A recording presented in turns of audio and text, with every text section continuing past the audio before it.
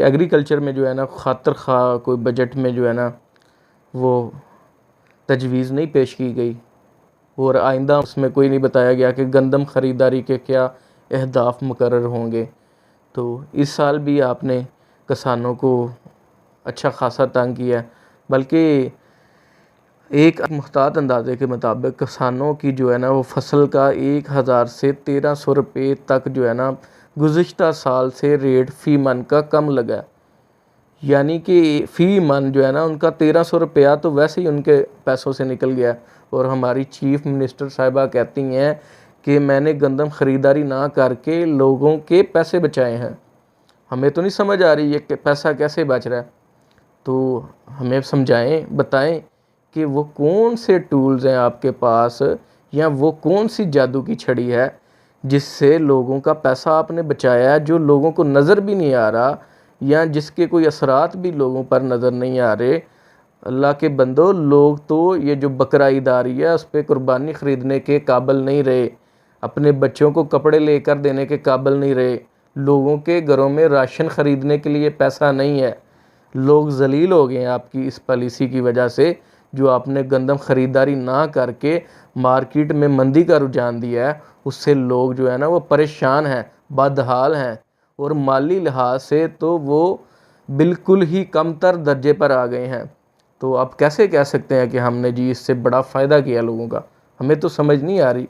आप कहते हैं जी हमने इससे आटा सस्ता कर दिया।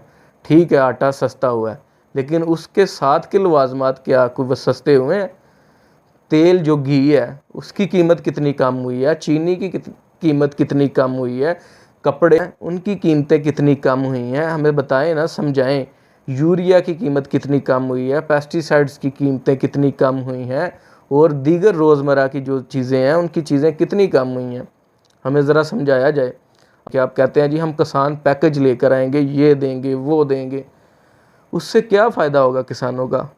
किसान ठीक है आपका पैकेज का ट्रैक्टर लेकर काश्तकारी करेंगे, लेकिन जब उसकी फसल का रेट नहीं सही लगेगा तो क्या उसके पास जो है ना वो अपने घर के अखराजात चलाने के पैसे बचेंगे? आप कहते हैं जी हम 1.5 लाख का कर्ज़ा दे देंगे बिला सूद किसानों को, तो क्या आप मतलब कि वो 1.5 लाख अपनी जेब से उन्हें पक्का दे देंगे? वो तो कर्ज़ा है, उन्होंने वापस करना है, लेकिन वापस फिर कैसे करेंगे जब उनकी फसल का रेट ही नहीं होगा, जब मार्केट में मंदी का रुझान होगा? तो कैसे वो अपने जो है ना कर्ज़ा जात जो है ना वो वापस करेंगे? उनकी अदायगियाँ नहीं होंगी आपको। आप पैसा देंगे वो बाहर लोगों में ही रह जाएगा, उसको आप नहीं निकाल सकेंगे। तो इसमें आपने बहुत सारी पॉलिसियाँ कही जी हम जी बैंक बना देंगे। अल्लाह के बंदो, बैंक तो पहले ही मौजूद है। ज़री तरक्याती बैंक किस लिए है, वो क्या करता है?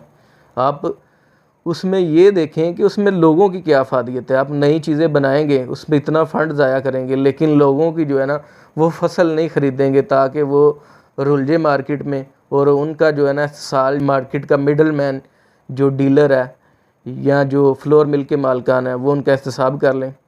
तो इस तरह काम नहीं चलते। आप अगर किसानों के लिए ख़ुद बेहतर नहीं सोचेंगे तो मार्केट भी उनको जो है ना बेहतरी की तरफ नहीं लेके जाएगी। मार्केट जो है उनका इस्तेसाल करेगी, बल्कि इसकी सारी ज़िम्मेदारी आप पर आयद होती है जो इस्तेसाल कर रहे हैं। और आइंदा बजट में हमें तो कुछ नहीं नज़र आया कि आपने क्या किया किसानों के लिए।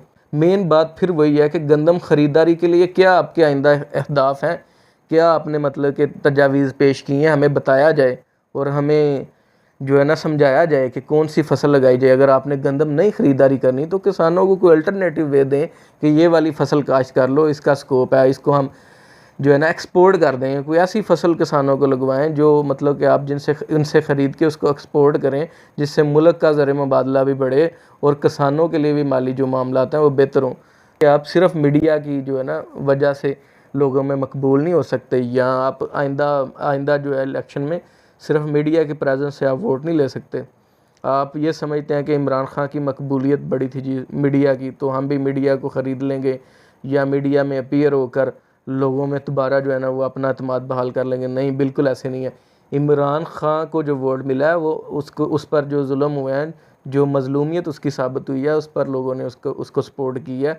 और उसके अलावा जो आपकी गलत पॉलिसियाँ थी, जो आपने महंगाई की, जो लोगों का आपने माली तौर पर इस्तेसाल किया, उसकी वजह से लोगों ने आपसे मुतनफ़र हुए हैं और आपको वोट नहीं दिए। और आइंदा जो है ना वो आपसे लोग ज़्यादा नाला होंगे। ये जो वोट इस बार आपको मिले हैं ना, जो 45 के मुताबिक भी आपको मिले थे वो आइंदा वो भी नहीं मिलेंगे, उनसे भी आप जाते रहेंगे। तो ये अब आपको सोचना है कि आप किसानों के लिए क्या करते हैं।